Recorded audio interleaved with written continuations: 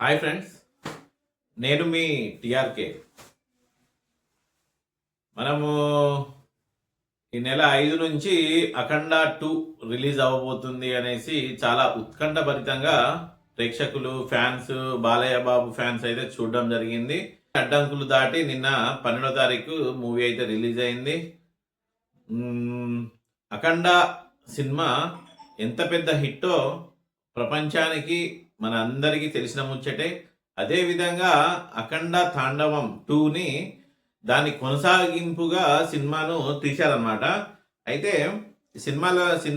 సినిమాలోకి వెళ్లే ముందు మన ఛానల్ని చూస్తున్న మిత్రులు, కొత్త వాళ్ళు ఎవరైనా కానీ ఛానల్ని సబ్స్క్రైబ్ చేసుకోండి, లైక్ చేయండి, షేర్ చేయండి వీడియో నచ్చితే. తర్వాత గంట బెల్ని మాత్రం నొక్కడం మర్చిపోకండి.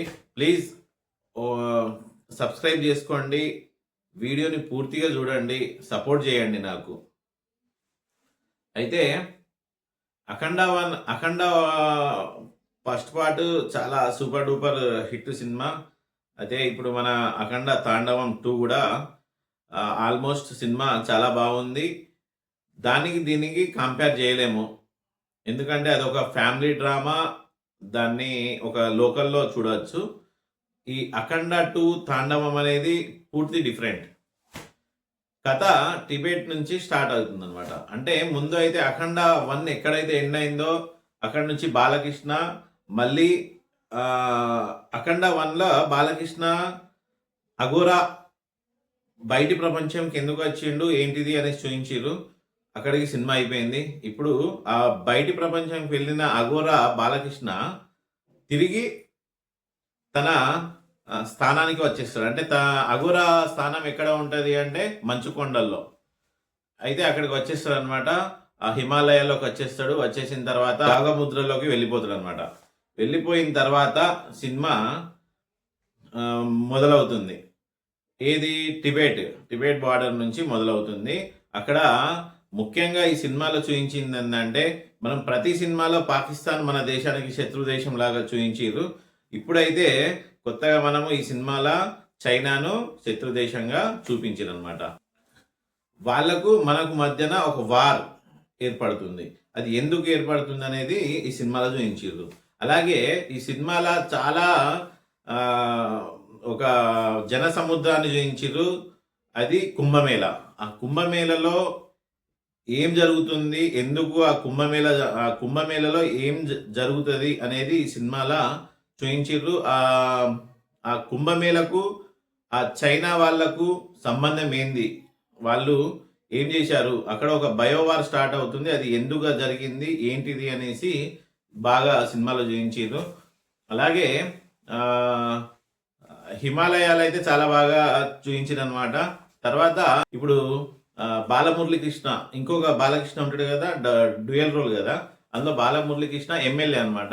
ఆ ఎమ్మెల్యే ఈ సినిమాలో ఒక ఫస్ట్ హాఫ్లో చూపిస్తారు. అతన్ని ఒక ఏంటిది మాదక ద్రవ్యాలు అమ్మే ఒక బ్యాచ్ని ఎలా వాళ్ళతోని ఫైట్ చేసిండు, అవి ఏందనేది ఇందులో చూపించారు. తనకు అఖండ 1లో ఒక చిన్న పాప ఉంటుంది కదా, ఆమె జనని ఈ సినిమాలో పెద్దదవుతుంది. 17 సంవత్సరాల పాప, 17 సంవత్సరాల అమ్మాయి, 17-18 సంవత్సరాలు ఉంటాయి. ఆ అమ్మాయి ఇందులో డిఆర్డిఓలో ఒక సైంటిస్టు, ఒక ఏదో సైంటిస్ట్. ఆమె ఏం చేసింది అనేది ఈ సినిమాలో చూడొచ్చు. ఆమెకు వచ్చే ప్రమాదం ఏంటిది, ఏం జరిగింది ఆమెకు ప్రమాదము, దాన్ని అఖండ అఘోరి వచ్చి ఎలా కాపాడాడు అనేది స్టోరీ ఉంటుంది. పూర్తిగా ఈ జనని అనే పాత్ర చుట్టూ అయితే ఈ సినిమా నడుస్తుంది. ఇంకో విషయం ఏంటంటే, ఫస్ట్ హాఫ్ ఏదో ఒక రకంగా అట్లా సాగిపోతూ ఉంటుంది. అది వాళ్ళు ఎందుకు వస్తారు, వీళ్ళు ఎందుకు పోతారు అనేది అర్థం కాని పరిస్థితి. ఇంటర్వెల్ ముందు నుంచి అఘోరా ఎప్పుడైతే సినిమాలో ఎంటర్ అవుతాడో, స్క్రీన్ మీద కనబడతాడో, అక్కడి నుంచి ఇంకా అసలైన తాండవం అనేది నడుస్తుంది. అందుకనే ఆ సినిమాను అఖండ తాండవం అనేది పెట్టిరని తెలుస్తుంది మనకు. సినిమా అయితే ఒక లెవెల్లో ఉంది. మొత్తానికైతే ఒక యుద్ధ వాతావరణమే. అంటే శివుని తాండవము ఎంత ఘోరంగా ఉంటుందో అదే లెవెల్లో సినిమాను చూపించారు. ఎందుకంటే దీని డైరెక్టరు బోయపాటి శ్రీను కాబట్టి ఆల్రెడీ బాలకృష్ణ బోయపాటి సీను కలిస్తే ఆ సినిమా ఏ రకంగా తాండవం ఉంటుందో మనందరికీ తెలిసిన ముచ్చటే. ఎందుకంటే దాదాపు 3-4 సినిమాలు వాళ్ళు కలిసి చేసిర్రు. అవి సూపర్ డూపర్ హిట్లు. ఇది కూడా సూపర్ డూపర్ హిట్ ఖాతాలో అయితే పడిపోయింది.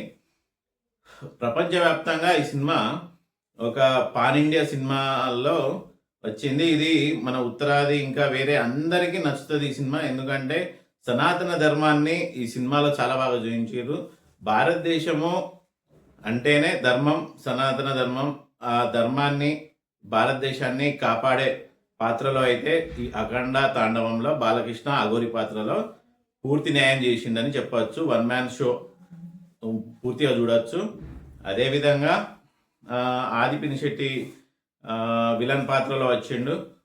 అతను ఉన్నంతసేపు ఓకే పర్లేదు, ఏదో ఉండాలి ఆ పాత్ర కాబట్టి ఉంది. అది కూడా బాలకృష్ణ ముందు వాళ్ళందరూ విలన్లు ఎంతమంది విలన్లు పెట్టినా డమ్మిలాగానే అనిపిస్తుంది ఈ సినిమాలో. ఎందుకంటే బాలకృష్ణ గారి నటన అలా ఉంది. సినిమా ఓకే సూపర్ బాగానే ఉంది. అది ఇంటర్వెల్ ముందు నుంచి ఒక లెవెల్లో ఉంటుంది అనమాట. ఇంటర్వెల్ ముందు దాకా కొద్దిగా ఏంది ఇదంతా అని అనిపిస్తుంది. అక్కడ నుంచి ఇంటర్వెల్ ముందు నుంచి అయితే సినిమా చాలా బాగుంటుంది. మనమైతే ఫ్యామిలీతోనే చూడదగ్గ సినిమా. సనాతన ధర్మాన్ని, భారతదేశ హైందవ ధర్మాన్ని కాపాడే సినిమా. అందులో నాకైతే మంచిగా అది బాలమురళీకృష్ణ అంటే ఆ పాత్ర ఎమ్మెల్యే పాత్రలో ఉన్న బాలకృష్ణ ఇంటి దగ్గర అయితే చిన్న చిన్న లేగదూడలు అయితే చాలా బాగా, అంటే వాళ్ళకు గార్డెన్ ముందు చిన్న చిన్న లేగదూడల్ని మంచిగా పెంచుకుంటూ ఉంటారు. ఒక 5-6-10 ఉంటాయి. అవి చాలా ముద్దొస్తాయి. అలాంటివి మన సనాతన ధర్మంలో మన ఆవులు ఎంత ప్రాముఖ్యతను కలిగి ఉందో ఈ సినిమాలో అది చూస్తేనే అర్థమవుతుంది. ప్రతి సీను చాలా బాగుంది. బోయపాటి మార్క్ అయితే ఇందులో ప్రత్యేకంగా కనబడుతుంది. అలాగే తమన్ మ్యూజిక్ సూపర్. అఖండ 1లోని కొన్ని మ్యూజిక్ కానీ సీన్స్ కానీ కొన్ని ఇందులో కనబడుతూ ఉంటాయి. సినిమా అదే వేలో మంచిగా రన్ అవుతుంది. సినిమా మాత్రం చాలా బాగుంది. వీడియో నచ్చితే మాత్రం షేర్ చేయండి, లైక్ చేయండి, సబ్స్క్రైబ్ చేసుకోవడం మాత్రం మర్చిపోకండి. Thank you.